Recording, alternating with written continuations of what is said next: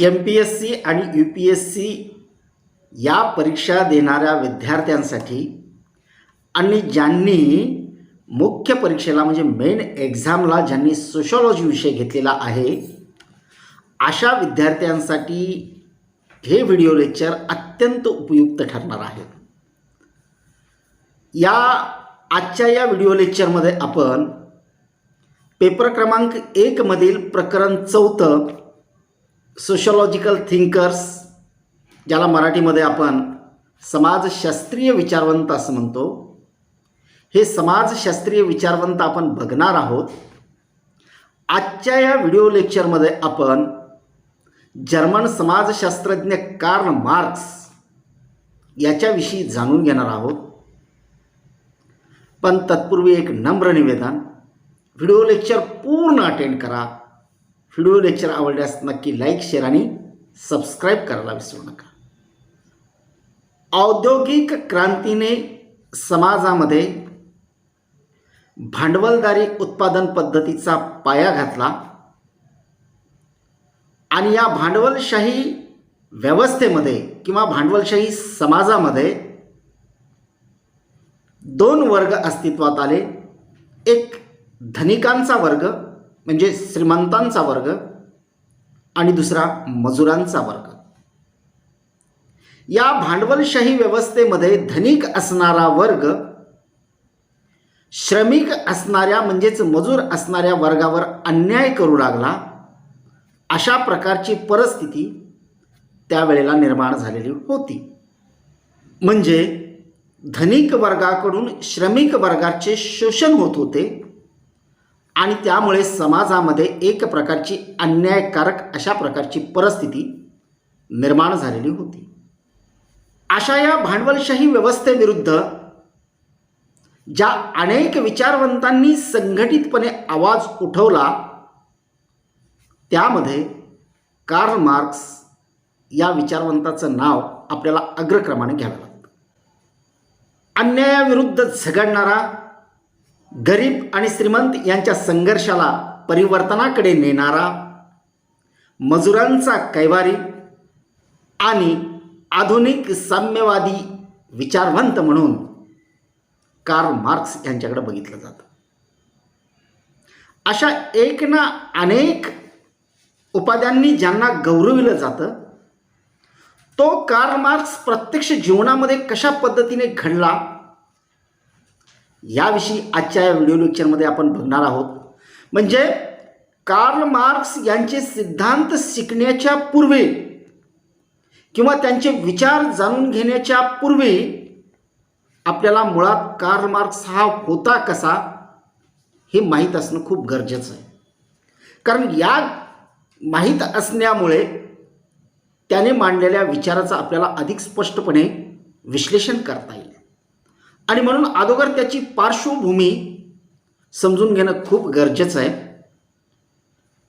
ज्या कार्ल मार्क्सचा आपण आज अभ्यास करणार आहोत, जो कार्ल मार्क्स आपण समजून घेणार आहोत,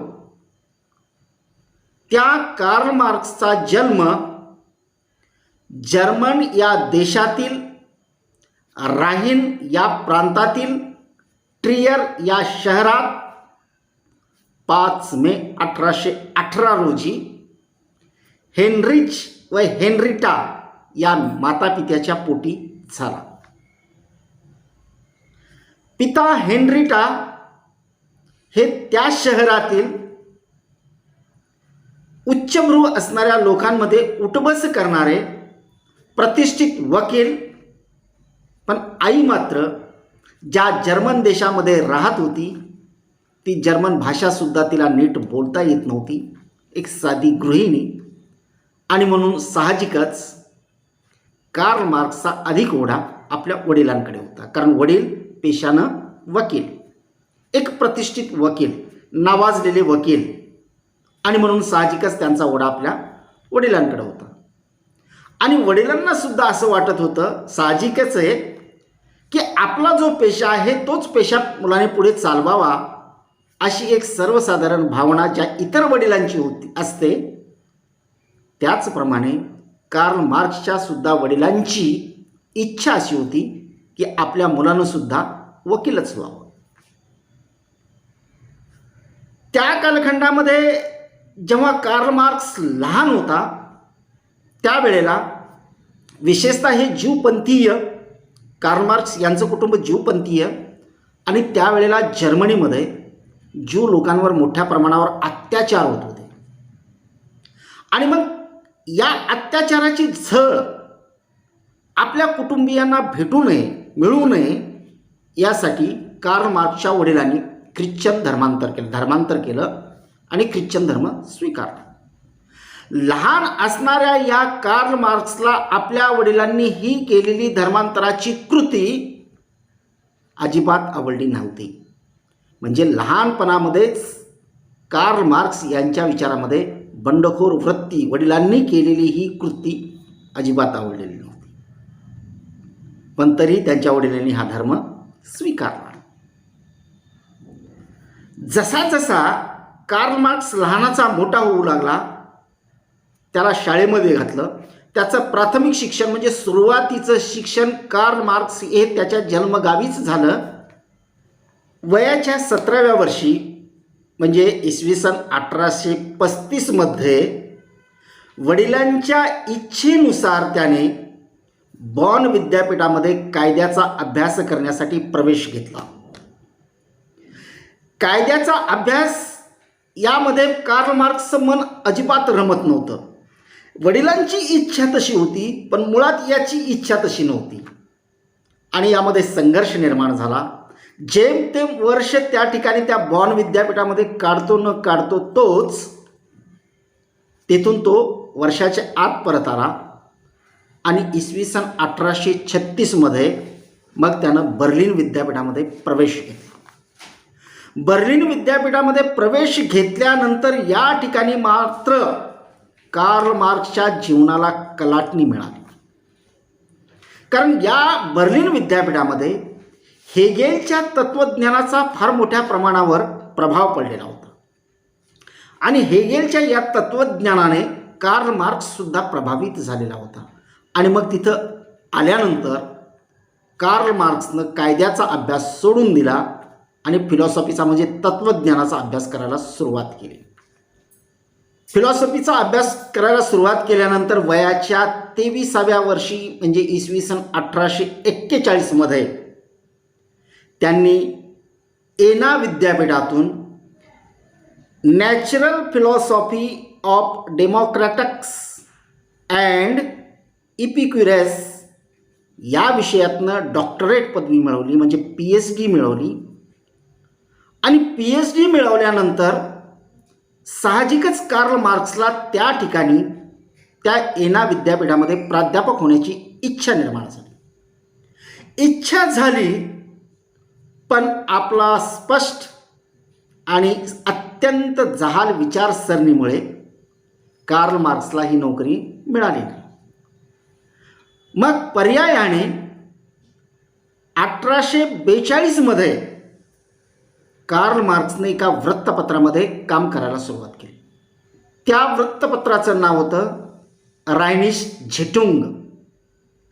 या रायनिश झिटुंगमध्ये काम त्यानं करायला सुरुवात केली आणि पुढे तो या रायनिश झिटुंगचा संपादक बनला.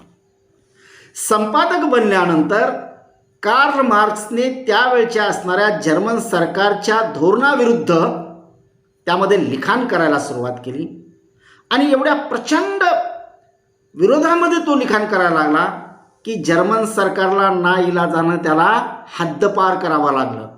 जर्मन देशातनंच त्याला हद्दपार करावं लागलं. ज्या देशामध्ये तो जन्मला, ज्या देशामध्ये तो जगत होता, ज्या देशाचा तो नागरिक होता, त्याच देशानं त्याला हद्दपार केलं. आपल्या देशातनं आपल्याला हद्दपार केलं म्हणून तो फ्रान्सला गेला. फ्रान्स या देशामध्ये असणाऱ्या पॅरिस शहरामध्ये. पण तत्पूर्वी एक घटना घडली होती की इसवी सन 1842 मध्ये त्याने संपादक म्हणून काम करायला सुरुवात केली. 1841 त्याने डॉक्टरेट पदवी मिळवली. 1841 डॉक्टरेट, 1842 संपादक आणि 1843 त्याच्याच शेजारी असणाऱ्या श्री वेस्टफॉलेन या यांच्या मुलीशी जेनी फॉलेन हिच्याशी त्यांनी विवाह केला होता. एकीकडे बघा परिस्थिती कशी निर्माण झालेली आहे. लग्न झालंय, शिक्षण झालंय, नोकरी नाही आणि देशानं स्थानबद्ध केलं, हद्दपार केलं. म्हणजे एवढा संघर्ष त्यांच्या जीवनामध्ये निर्माण झाला आहे. नोकरी नाही, लग्न तर केलंय, देशातनं हद्दपार केलंय. काय परिस्थिती निर्माण झाली. अतिशय संघर्षमय जीवन या कार्ल मार्क्सला आपल्या त्या कालखंडामध्ये जगावं लागलं. अशा वेळेला आपल्या नवीन लग्न झालेलं असताना सुद्धा या कार्ल मार्क्सला आपली जेनी नावाची ही पत्नी घेऊन फ्रान्सला जावं लागलं, पॅरिसला गेला. आणि पॅरिसमध्ये गेल्यानंतर तेथे एका गिरणी मालकाच्या मुलाशी त्याची ओळख झाली. ओळखीचं रूपांतर मैत्रीत झालं आणि ती मैत्री आयुष्यभर टिकली. तो मित्र होता फ्रेडरिक एंजल्स. या फ्रेडरिक एंजल्सने अतिशय मार्क्सच्या पडत्या काळात मार्क्सला अत्यंत मोलाची साथ दिलेली. मग ती आर्थिक असेल, ती सामाजिक असेल. त्यामुळं या एंजल्सच्या मदतीमुळे मार्क्स आपला साम्यवाद किंवा साम्यवादी विचारसरणी मांडू शकलेला आहे. एवढी मोलाची साथ या डॉक्टर एंजल्सनं, फ्रेडरिक एंजल्स याने कार्ल मार्क्सला दिलेली आहे. 1845 या पॅरिस शहरामध्ये राहत असताना तेथील असणाऱ्या फ्रान्स सरकारच्या विरुद्ध आपले विचार मांडायला सुरुवात केली. कारण फ्रान्समध्ये असणाऱ्या भांडवलदारांच्या विरुद्ध काम करणाऱ्या कामगारांच्या विचारांनी तो अत्यंत प्रभावित झाला होता आणि त्यामध्ये यानं भर घातली. तो फ्रान्सच्या सरकारच्या विरुद्ध विचार मांडू लागला आणि पर्यायाने फ्रान्सने सुद्धा त्याला हद्दपार केलं. ज्या जर्मन देशात जन्मला होता त्यानं हद्दपार केलं. जिथं राहायला फ्रान्समध्ये गेला होता त्या देशानं सुद्धा हद्दपार केलं. आणि मग तो ब्रुसेल्स या शहरामध्ये गेला. ब्रुसेल्स या शहरामध्ये गेल्यानंतर जर्मनीमधून हद्दपार केलेल्या क्रांतिकारकांशी संबंध जोडले आणि या ठिकाणी कार्ल मार्क्स हा आंतरराष्ट्रीय क्रांतिकारी चळवळीत सामील झाला. या ठिकाणी ब्रुसेल्स या शहरामध्ये, या ब्रुसेल्स शहरामध्येच मार्क्सने जर्मनीमधून आलेले हे जी लोक होती, जर्मन वर्कर्स एज्युकेशनल असोसिएशन नावाची एक संघटना स्थापन केली आणि या संघटनेचं मुख्यालय लंडन या ठिकाणी होतं. आणि ही संघटना कम्युनिस्ट लीग ऑफ युरोप याच्याशी संबंधित होती. इसवी सन 1847 लंडन या ठिकाणी भरलेल्या अधिवेशनामध्ये कार्ल मार्क्स आणि डॉक्टर एंजल्स यांच्यावर कम्युनिस्ट मॅनिफेस्टो म्हणजे साम्यवादी जाहीरनामा लिहिण्याचं एक मोठं काम या दोघांवरती सोपवण्यात आलं आणि हे काम त्यांनी अतिशय हिरिरीने त्यामध्ये सहभाग नोंदवून इसवी सन 1848 एका वर्षाच्या आतच त्यांनी हा जाहीरनामा प्रसिद्ध केला. तो जगप्रसिद्ध आहे. कम्युनिस्ट मॅनिफेस्टो, साम्यवादी जाहीरनामा या नावानं तो प्रसिद्ध आहे. लंडन या ठिकाणीच मग त्यांना आपलं उर्वरित आयुष्य घालवलं. लंडनमध्ये असताना अत्यंत हलाखीच्या परिस्थितीला कार्ल मार्क्सला तोंड द्यावं लागलं. कारण जर्मन देशानं हद्दपार केलेलं, फ्रान्स देशानं हद्दपार केलेलं, ब्रुसेल्स शहरातनं परत लंडनमध्ये आला. म्हणजे एक ना अनेक ठिकाणी संपूर्ण युरोप अशा पद्धतीने तो फिरत राहिला. प्रचंड कामाचा वेग, सतत फिरणं आणि त्यामध्ये निर्माण झालेली अत्यंत हलाखीची परिस्थिती आणि याच लंडन शहरामध्ये अत्यंत आर्थिक हलाखीची परिस्थिती निर्माण झालेली असतानाही मानसिक धक्केसुद्धा त्याला या शहरामध्ये मिळाले.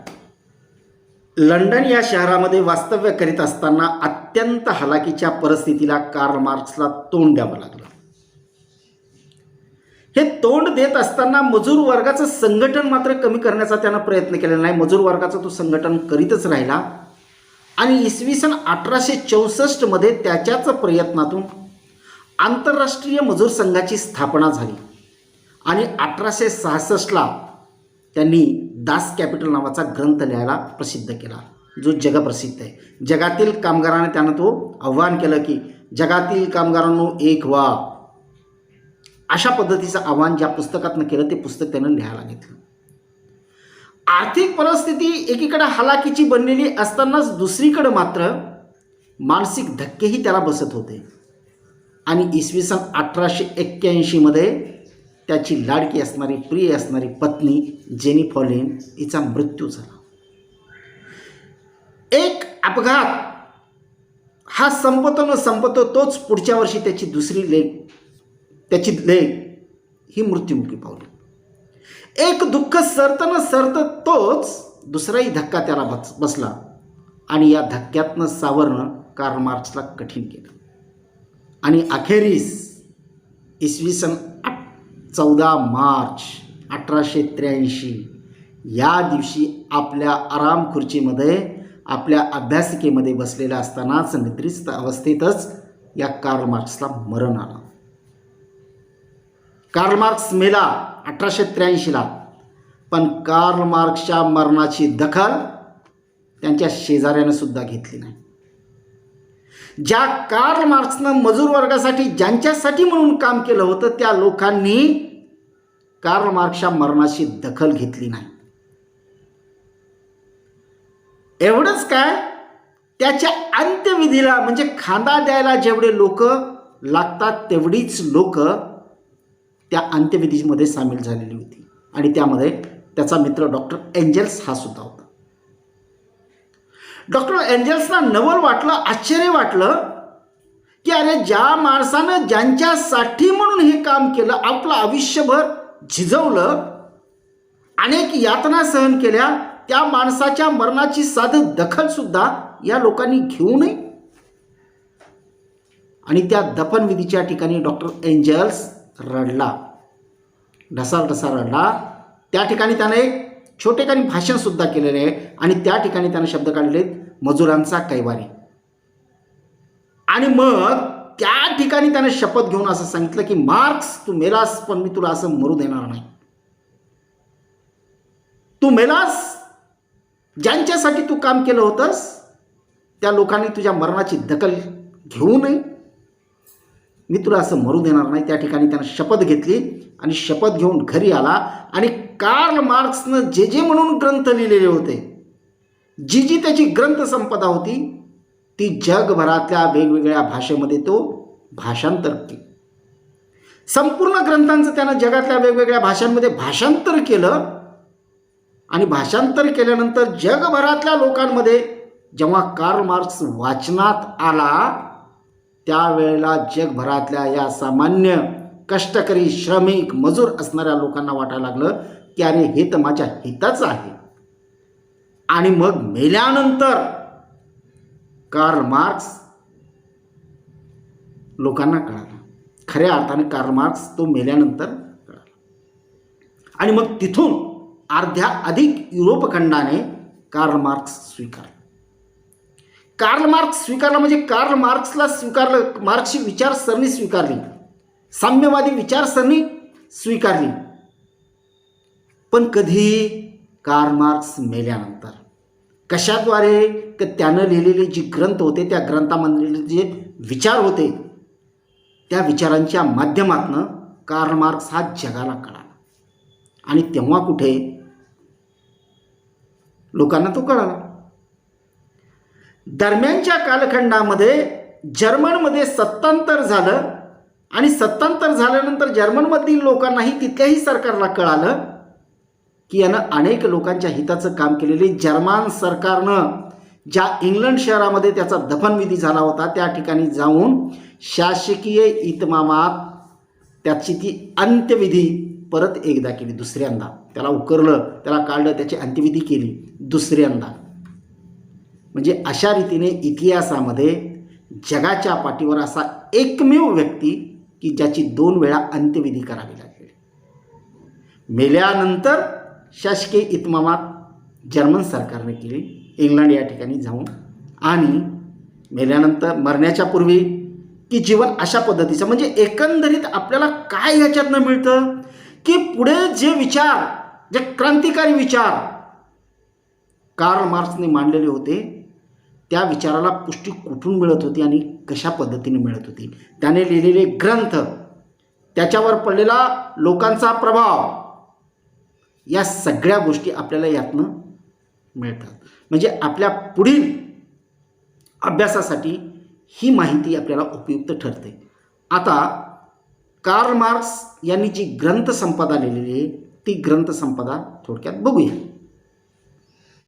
कार्ल मार्क्स यांनी आपल्या जीवनाच्या सुरुवातीपासून ते शेवटपर्यंत आपल्या विचारांच्या विकासासाठी तसेच प्रसारासाठी खूप प्रयत्न केले. विविध विषयांवरती महान असे ग्रंथ लिहून त्याद्वारे आपले शास्त्र शुद्ध, स्वतंत्र, निर्भीड, बंडखोर व विशाल असे विचार व्यक्त केले. जगभरातील कामगारांचा देवदूत असे अष्टपैलू व्यक्तिमत्व लाभलेला कार्ल मार्क्स आपल्या खालील विविध ग्रंथांमुळे जगप्रसिद्ध झाला. मार्क्सने 1841 on the difference between the natural philosophy of Democritus and Epicurus हा PhDचा प्रबंध लिहिला. थोडक्यामध्ये आपण त्याला म्हणतोय natural philosophy of Democritus and Epicurus. 1842 Rheinische Zeitung या वर्तमानपत्राचा संपादक आणि त्याद्वारे जर्मन अर्थकारण व राजकारण यावर अनेक वैचारिक लेख त्यांनी लिहिले. 1845 मार्क्स व एंजेल्स यांच्या संयुक्त प्रयत्नातून जगभरातील कामगार विश्वाचे क्रांतिकारी दर्शन घडविणारा होली फॅमिली हा ग्रंथ प्रकाशित झाला. 1848 एंजल्सच्या साह्याने कम्युनिस्ट मॅनिफेस्टो म्हणजे साम्यवादी जाहीरनामा हा सर्वात महत्त्वपूर्ण जाहीरनामा प्रसिद्ध केला. याद्वारे जर्मन कामगारांच्या शैक्षणिक संघटनेची उद्दिष्टाने कार्य स्पष्ट केली. तसंच सर्व कामगार वर्गाने भांडवलशाहीच्या शोषणाविरुद्ध एकजूट करून भांडवलशाहीच नष्ट केली पाहिजे हा विचारही व्यक्त केला गेला.